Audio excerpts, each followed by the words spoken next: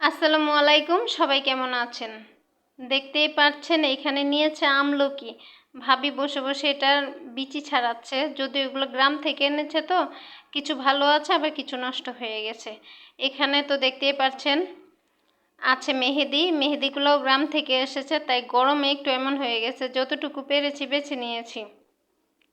তারপরে এখানে আছে অ্যালোভেরা, আছে পেঁয়াজ, আমলকি। এখানে মেথি আছে, মেথিটাকে একটু বেশি করে পানি দিয়ে অনেক সময় ভিজায় রাখছিলাম। তো এই সব কিছু একসাথে করে ব্লেন্ডার করব।